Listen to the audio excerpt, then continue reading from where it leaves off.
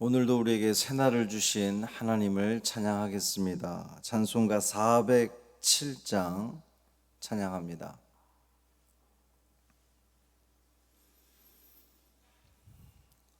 찬송 407장 구주와 함께 나 죽었으니 찬양함으로 새벽 기도회를 시작하겠습니다. 구주와 함께 나 죽었으니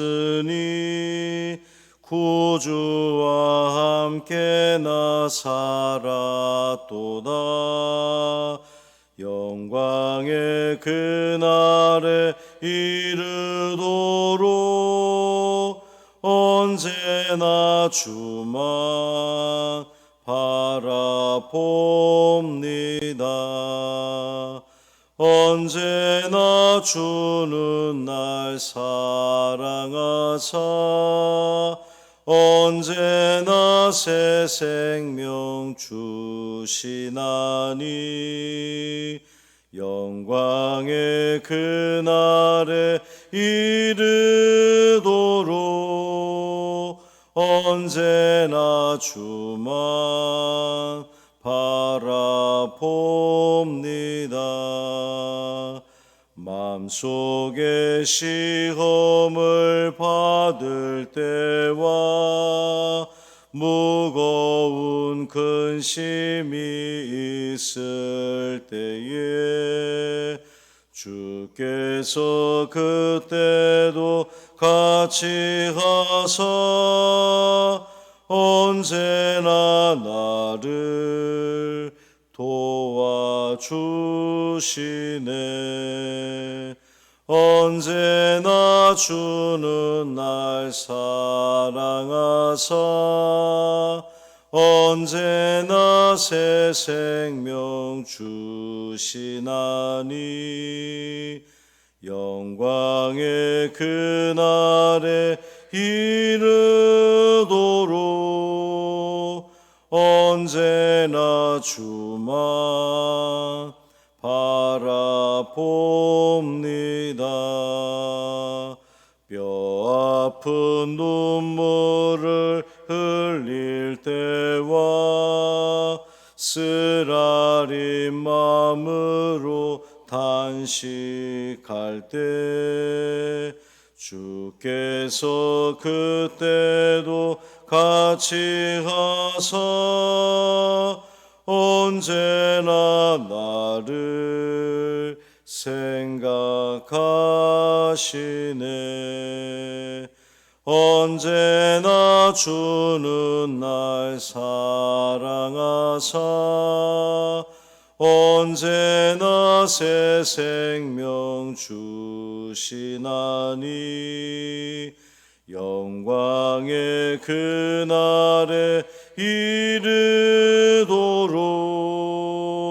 언제나 주만 바라봅니다. 내 몸의 약함을 아시는 주 못 고칠 질병이 아주 없네. 괴로운 날이나 기쁜 때나 언제나 나와 함께 계시네. 언제나 주는 날 사랑하사 언제나 새 생명 주시나니 영광의 그날에 이르도록 언제나 주만 바라봅니다.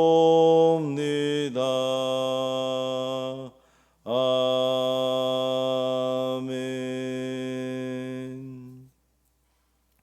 사도신경으로 우리의 신앙을 고백하겠습니다.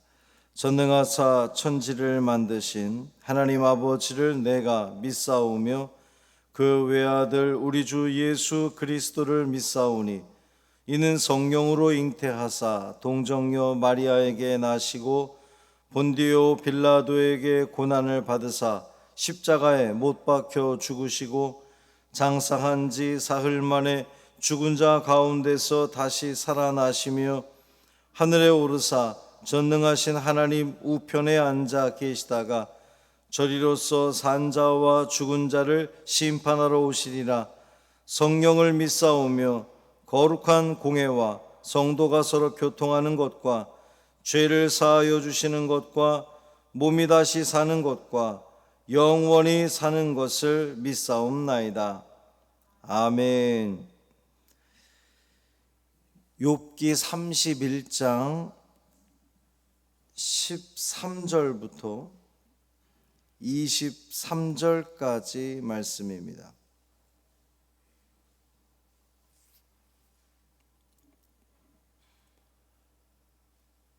욥기 31장 13절부터 23절까지 말씀 함께 읽겠습니다.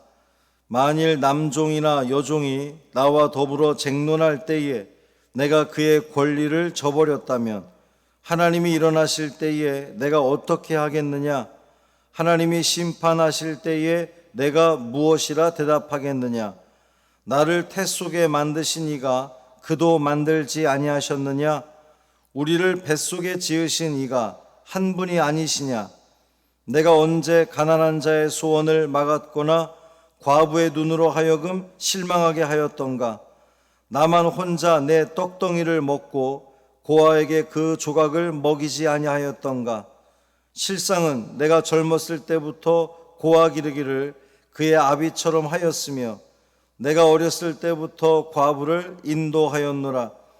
만일 내가 사람이 의복이 없이 죽어가는 것이나 가난한 자가 덮을 것이 없는 것을 못 본 채 했다면, 만일 나의 양털로 그의 몸을 따뜻하게 입혀서 그의 허리가 나를 위하여 복을 빌게 하지 아니하였다면, 만일 나를 도와주는 자가 성문에 있음을 보고 내가 주먹을 들어 고아를 향해 휘둘렀다면 내 팔이 어깨뼈에서 떨어지고 내 팔뼈가 그 자리에서 부스러지기를 바라노라. 나는 하나님의 재앙을 심히 두려워하고 그의 위엄으로 말미암아 그런 일을 할 수 없느니라. 아멘. 이 말씀 하나님 말씀입니다. 오늘도 우리 하나님을 경외하는 우리의 삶 되기를 주님의 이름으로 축원합니다. 김영준 장로님 부친 되시는 김익호 권사님께서 어제 일기로 하나님의 부름을 받았습니다. 유족들에게 하나님의 위로가 있기를 바라고, 오늘 오전 11시에 부천 장례식장에서 입관 예배가 있습니다. 교회에서 10시 30분에 출발하겠습니다. 발인은 내일 오전 5시 50분에 발인 예배를 드려야 될 것 같아요. 원래 이제 출발이 6시라고 합니다. 5시 50분에 발인 예배를 드리겠습니다. 교회에서는 5시 30분에 출발을 해야 합니다. 그래서 차량을 이용하시는 분들은 내일 댁에 가실 때는 각자 알아서 가셔야 되는 그런 상황입니다. 양해를 바랍니다. 또 한 가지 여러분이 기도해 주셔야 되겠는데요. 우리 김미애 권사님 손주, 그러니까 송준 심은영 집사님 막내 아들 송지욱이 뇌수막염이 지금 의심이 돼서 목동 이대병원에 지금 있습니다. 그래서 어젯밤에 결과가 나왔는지 모르겠습니다만, 하여튼 이게 대수롭지 않게 지나가는 경우도 있고 또 어린아이들에게는 또 치명적일 수도 있고 해서 여러분 좀 기도를 해주시기를 바랍니다. 욥의 마지막 말이 이제 계속되고 있습니다. 지난 시간 말씀인 이 앞절에서 보면 욥이 자신은 악행을 저지르지 않았고 또 온전한 삶을 살았음을 이제 증명하면서 얼마나 그 자신의 삶이 자신이 있었으면 하나님의 저울에 나를 좀 달아보셨으면 좋겠습니다라고 말할 정도였죠. 오늘 본문에 보면 욥은 자신의 힘과 지위를 이용해서 약한 자들을 함부로 대하거나 무시하는 행위를 하지 않았다고 그렇게 항변합니다. 이 당시 문화에서는 종은 인권이 없는 존재였어요. 그러니까 무시하는 것이 당연한 그러한 그 시기였습니다. 자신의 종을 함부로 대한다고 해서 야단할 사람은 아무도 없었고요. 오히려 자기가 거느리는 종을 함부로 대해야, 강하게 대해야 덤벼들지 않는다고 하는 인식이 있었기 때문에 더더욱 이 종에 대해서는 인격을 존중한다던가 그들의 편의를 봐준다던가 이런 것이 없던 그런 그 시대였습니다. 그런데 욥은 그렇게 하지 않았다는 거예요. 사람들이 다 그렇게 종을 함부로 대하고 무시하고 했어도 욥은 그렇게 대하지 않았다는 거예요. 남종이나 여종의 권리를 인정해 주었다는 겁니다. 욥이 종들의 권리를 인정한 이유가 뭐라고 이야기를 합니까? 나를 만드신 하나님께서 종들도 만드셨다는 인식 때문에 그래요. 저 종들도 하나님이 나만 지으신 것이 아니라 저 종들도 지으셨다. 나를 지으신 하나님 따로 계시고 종들의 하나님 따로 있는 것이 아니라 한 분 하나님께서 나도 지으시고 저 종들도 지으셨다라고 하는 그 믿음 때문에 하나님의 피조물을 내가 어떻게 함부로 대할 수가 있는가? 욥은 그러한 그 생각을 가졌다는 거죠. 사실 그런 인식 자체가 당시로서는 주인들로서는 말이 안 되는 그러한 그 인식이었습니다. 그래도 욥은 달랐다는 거죠. 종이라고 무시하지 않았어요. 그들의 권리를 최대한 보장해 주려고 애를 썼습니다. 또한 하나님이 심판하실 때에 하나님이 만드신 피조물을 함부로 대했다고 하나님으로부터 심판받을까 봐, 책망받을까 봐 두려웠기 때문이다. 이렇게 이야기를 하는 거예요. 이조차도 하나님을 믿었기 때문입니다. 하나님을 믿었기 때문에 내가 하나님께서 만드신 저 피조물을 함부로 대했다가 나중에 심판 때에 그러니까 심판을 믿는 거죠. 심판을 믿지 않으면, 하나님의 존재를 믿지 않으면 이런 생각 자체를 아예 하지 않았을 겁니다. 또 종들에게 선대할 뿐만 아니라 가난한 자의 소원도 무시하지 않았다 그랬어요.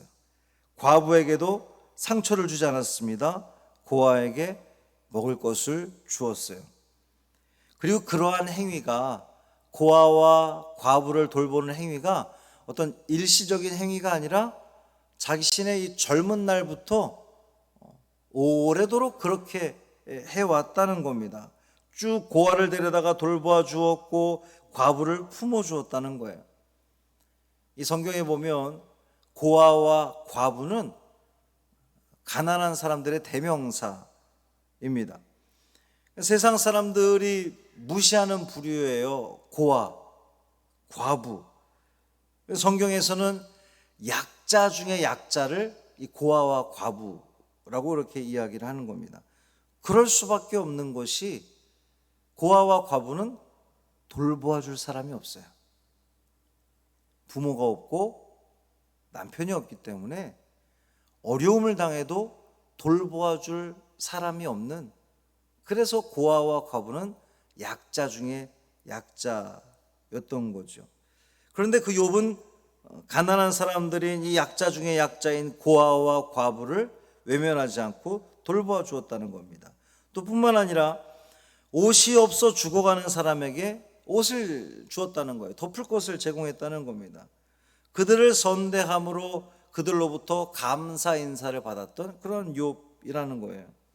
만약 자신이 가난한 사람들을 보고도 선대하지 않았다면, 오히려 약자들을 향해서 주먹을 휘둘렀다면 하나님께서 내 팔을 부러뜨리는 것이 당연하다. 이 욥은 지금 그렇게 고백을 하는 겁니다. 그만큼 욥은 나는 살면서 아주 젊은 시절부터 고아와 과부 같은 이 약자들을 잘 돌보아 주었고, 또 옷이 없는 사람들에게는 옷을 제공해 주고 덮을 것을 주면서 내가 외면하지 않았습니다.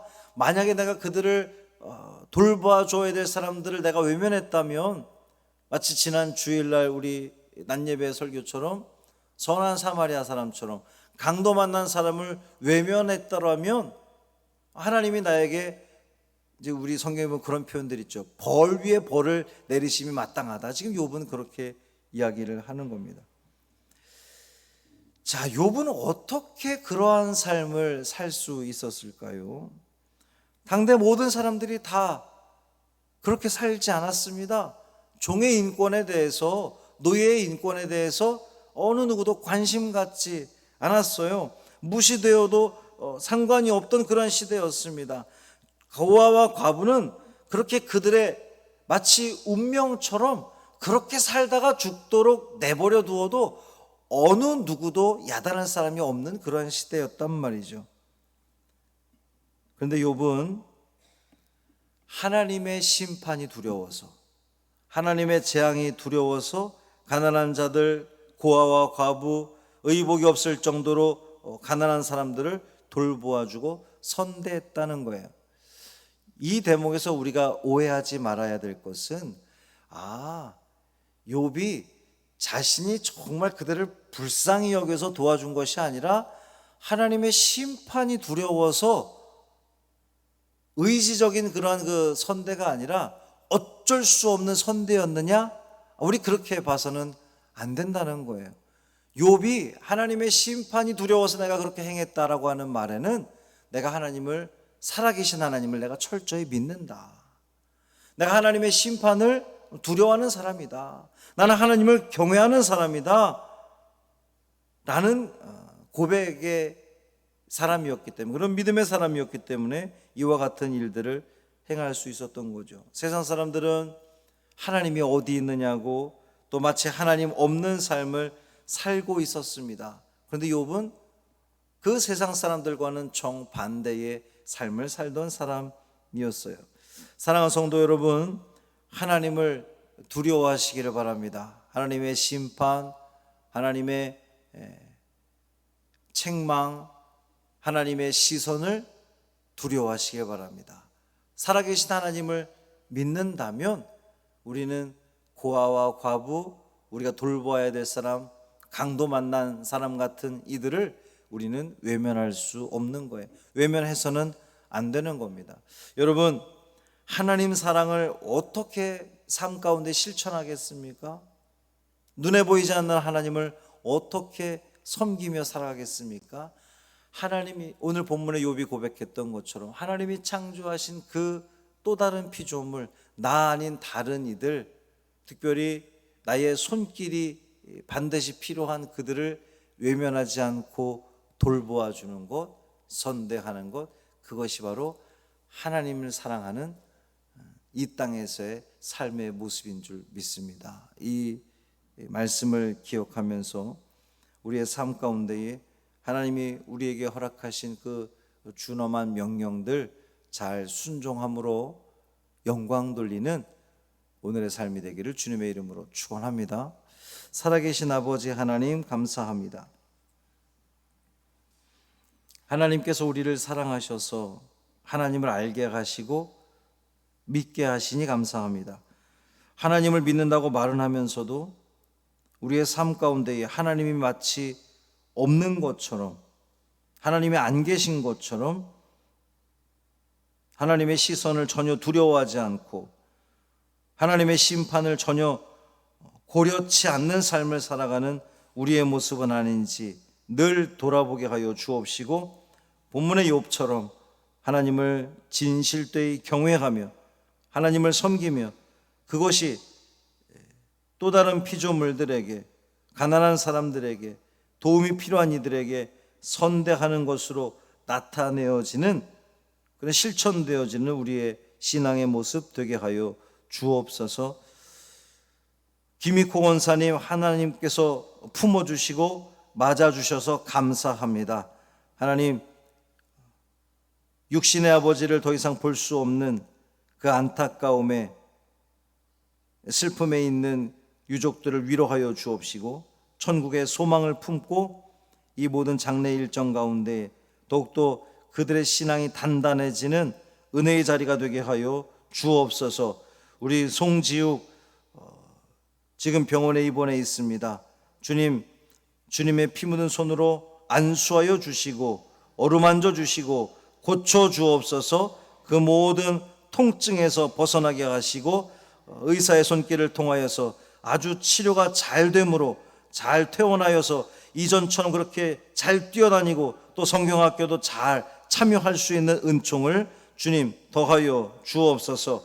한날의 삶을 온전히 주님께 맡기기를 원하며 우리 주 예수 그리스도의 이름으로 축복하며 기도합니다. 아멘.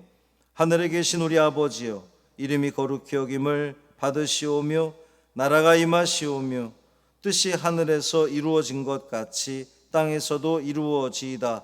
오늘 우리에게 일용할 양식을 주시옵고 우리가 우리에게 죄 지은 자를 사하여 준 것 같이 우리 죄를 사하여 주시옵고 우리를 시험에 들게 하지 마시옵고 다만 악에서 구하시옵소서.